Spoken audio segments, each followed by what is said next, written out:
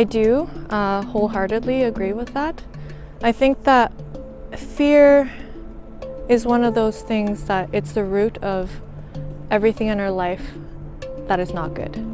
So all of the emotions that we label as not good, like feeling sad, angry, jealous, envious, it comes from fear. It comes from fear of losing something in your life, fear of competition and not measuring up.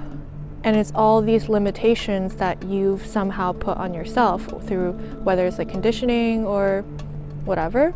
Yes, I do. The way I look at it is that there are really only two ways to live in the world. You're either living in a place of fear or you're living from a place of faith. And there's really not anything in between.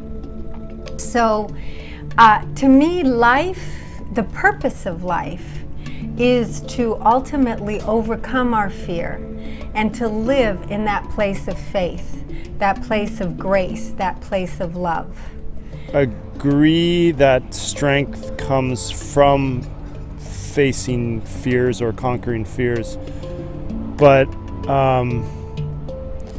I don't agree with the premise of the question, because I think strength is one element of tackling fears, and I think ultimately it comes down to preparedness. So perhaps developing strength is one element of that, but I mean, mental strength, and there's so many other factors, like if it's a physical task, like for example golf, then preparedness comes from, you know, years of training and personal failure and personal, you know, overcoming failure and all those things. I totally agree with that. I think all along my career doing the rallies, that's what I have done, and I actually adapted what I learned in the sport to my life as well.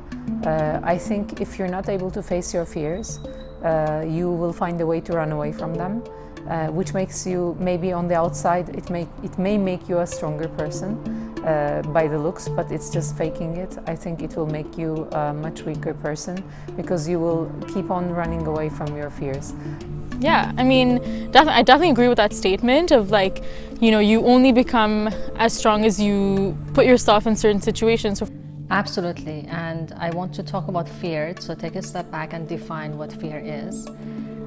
Fear is a natural response of our mind to situations that keep us safe. So this is something that we have been using to our advantage as human beings. Our ancestors used it for years to keep themselves safe. So when there was a predator or there was something that they needed to use fear to survive. But then as human race evolved, we have started creating illusional situations that make us fearful.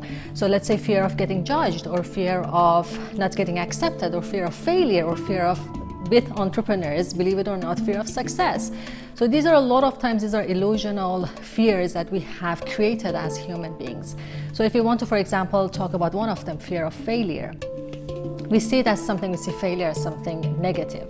We don't want to fail, but I personally don't know anyone in my life who is successful and they haven't failed over and over again. So the truth of the matter is that failure is not the opposite of success.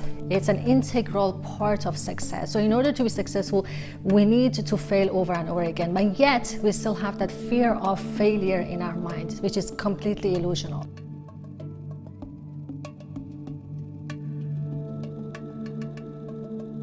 To be able to get past the fear, you have to be able to face it, to address it somehow.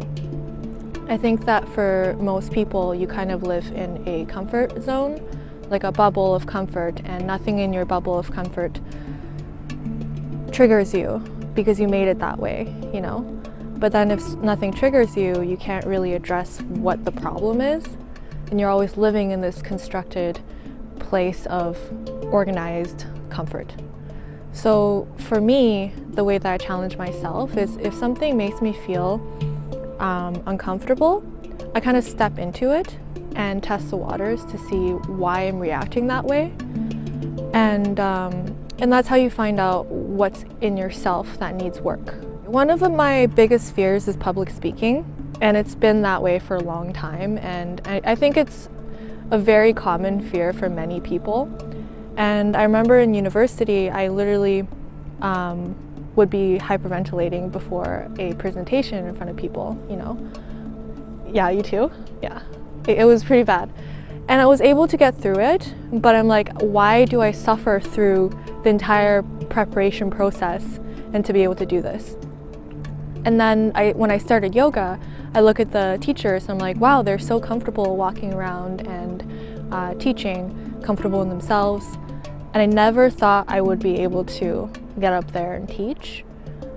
But I did my teacher training and I was able to. And I think it really comes down to being more comfortable in yourself. And how do you be more comfortable in yourself is being able to face every single side of yourself. And most people hide many sides of yourself because you don't want to address it. You're afraid of it, you're ashamed of it, you feel guilty, you feel like you're not good enough. But once you address all of those things, then you get past a lot of fears. And public speaking, it's one of the things where I had to address so many things in myself before I was able to stand in front of people and speak.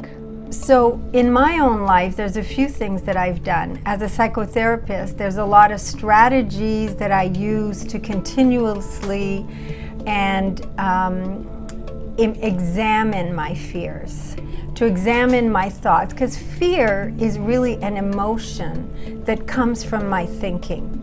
So fear doesn't exist or come out of nowhere. All my fears come from my thoughts. So I have different techniques that I use and that I teach my clients to look at how to examine the thoughts that I'm having.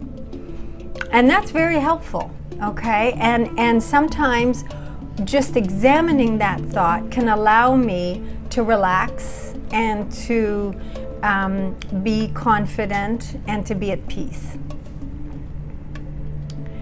Now, the other part of it is my sadhana, what we call a spiritual path.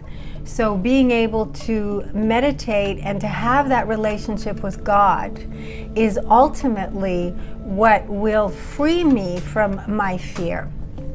Because what we want in life is we want to feel confident, we want to feel safe in the world, and we want to have a sense of predictability. And the reality is that this world isn't a safe place, and this world is not a predictable place. So for me to look for safety, confidence, and even love in this world is a little bit of a delusion. So I know from my own practice and from my own personal experience is that developing my relationship to God, developing my love for God, developing my ability to be silent inside myself and connect with my soul is ultimately the way that I'm going to be free from fear. So it's very difficult sometimes to discuss this with people because even the concept of loving God or the divine or the beloved or the creator, whatever you may call it, for a lot of people it's like, no, I don't have time for that, right? But to me, that's the most important thing in life. So there's only one way to achieve peace in this world, and that is to go inside and to find what you are really about. It's a matter of like many small steps leading up to whatever that fear is, or whatever that you're trying to overcome is, and ideally when whatever that goal is, hopefully that you're prepared enough to overcome it, and if not, hopefully there's some sort of fulfillment out of the process of trying to achieve that goal, because sometimes people do fail and they don't, get to that whatever it is. So hopefully the journey to get there provides enough contentment that the failure isn't the ultimate sort of I guess, end statement. When I get over something that's pretty challenging from my golf background and things like that, I just use breathing and visualization, just try and visualize myself kind of going down the right spots, and then hopefully you just trust. Once you've committed to it, it's like if in golf, once you've started if you're playing a tournament, once you get past the second or third hole, you're so kind of in your own zone. And same with skiing, once you kind of drop into something, you're committed, and you just really have to trust your skills. And then I've also been in situations where I've had to walk out of it because it's just too sketchy and the conditions were just too risky, so I've had to pull out of that, and that's also a good learning experience. There's just times where it just doesn't work out. I think to face your fears can be really hurtful sometimes, but that's the way to do it. Because, for example, for me, my biggest fear is to lose the ones that I love, but not death, because of course that's also a fear. But death is I accept it as a reality. But to lose someone that I love without a reason, that's what I find the most struggle with. And I think running away from that or trying to prevent it by protecting yourself makes you really weaker or builds barriers against your feelings as well. So I think you should be able to face your fears. Not that I can do it every day, but I am practicing it and I'm getting better at it. And I think facing your fears is not going to change anything. It's just going to, maybe one time it's going to hurt you, 2 times it's going to hurt you, but at the 3rd time, eventually there's a breaking point, and I think you can overcome your fears. In the rallies, that's what I do too. Some surfaces, maybe asphalt on a rainy surface, that's a surface that's I am the most scared of, I think. And I try to overcome it by practicing on grounds that are like that. I raced in the Belgian Rally Championship, which mostly has that surface, and it was really a struggle for me, but it really added on my career. So I think go for it, face your fears. I'm telling it to myself every day too. It's not gonna change running away from your fears. They are there even though if you run away from them.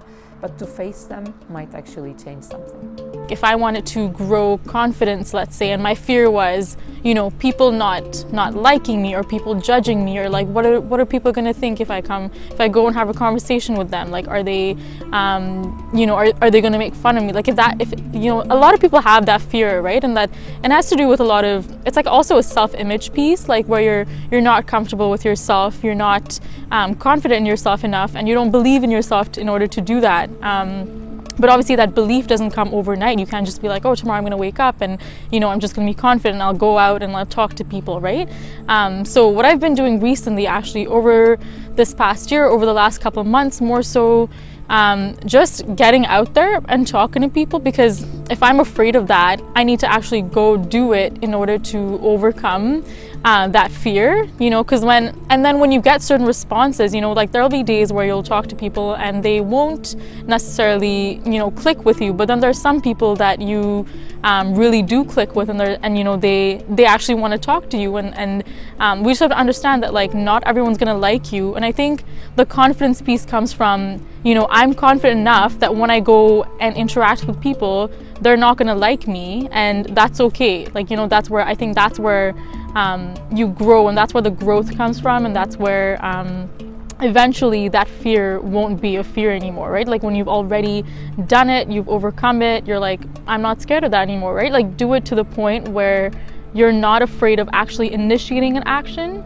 and to the point where you're comfortable with it and you really understand the stem or the root of where that fear came from and what you're doing to overcome it. I'll motivate myself either negatively or positively, right? Like, so the negative motivation will be, if I don't do this, what's gonna happen, right? Like, am I going to not accomplish my goal of facing this fear? Am I going to not like be able to grow in certain ways, right? Like, you're just, every day that you're not doing something, you're losing out, right? And time is that one thing that you eventually will run out of, right? Like money is still transactional, it comes and goes, but time is that one thing that it's so precious that it's literally running out of our hands. So so that's a negative motivation, and the positive motivation would be you know, if I face this fear, what's the end goal? Why am I trying to make myself comfortable in situations? Why am I trying to make myself comfortable talking to people, and make myself, or why am I trying to grow? Because inevitably, I want to be, let's say, a better parent at one point. I want to be a better person in order to give that same thing to other people, right? Like what I'm going through now, I want to be able to coach people and teach people through that process. And if I don't go through the struggle, and if I don't go through this grit right now, then I'm not going to learn from it, and I'm not going to be able to give that back, right? And for me, like, giving is also a huge part of my value system. And so just learning this now, and stepping and getting out of my comfort zone now. And yeah, you're right, there's days that you don't want to do it. Like, I don't want to wake up every day and, you know, just talk to a bunch of strangers, right? But the reason that I still do it is because I remind myself of the why, you know, why am I doing this? And talking to yourself, right? Like, we need to get better at just talking to ourselves. Like, what is our love language? We always think of how am I going to please other people, and who are the people that I love in my life. But what about yourself? Like, when are you going to start talking to yourself, right? And if you had a good day, you know, or if you did a little thing right, like, congratulate yourself and show yourself that gratitude, so that inevitably that will add up and tell you that you're actually better than you previously thought you were. So something that helps me a lot to face fear is that I keep asking myself, so what? So I'm gonna fail. So what? Maybe my business will not be successful. So what? So every time when we ask ourselves, so what, we realize that the situation is not as bad as we imagine, and we are way stronger than we can even imagine in any scenario. The first step for any change is awareness. So when we become aware, first of all, that fear exists, and we start asking ourselves, is this real? Does it serve me? So this is the question that I always ask myself in any situation. Does this feeling, whether it's fear or shame or guilt, any kind of feeling, does it really serve me? Does it make me a better person? Does it make me take action, or does it bring my energy low so I stop doing anything at all? So if it doesn't serve me, the first step is awareness, to become aware of it, and then taking positive actions to improve the situation. There are always challenges. Yet again, when you become aware of the situation, it helps you to handle that situation in a much better way. So especially as an entrepreneur and mother, in my case, there are challenges on a daily basis when you want to expand your business. So entrepreneurship is not really easy. And I never sugarcoat entrepreneurship. It's one of the hardest things that anyone can do. And as you scale, actually the problems become bigger, and you just get better on how you handle it. So this scenarios is not like that's a mindset. Like 80% of everything that we do is a mindset. If you have the mindset of I'm gonna get to somewhere that everything will be easy, well, surprise, it will never be easy. But when you have that mindset that no matter what the challenges are, I'm becoming stronger, I'm learning the techniques. I truly believe that if a challenge is given to us, we have the toolbox to be able to handle that situation as well. But the first step is to be able to quiet our mind, which is like that's a monkey mind that's always talking, to be able to have that clear canvas so we can start painting again. So for me, that mindset of I'm not growing to have a life which is all comfortable, but I'm just getting stronger every day, so I'm able to deal with all of these challenges that are in front of me in a better way.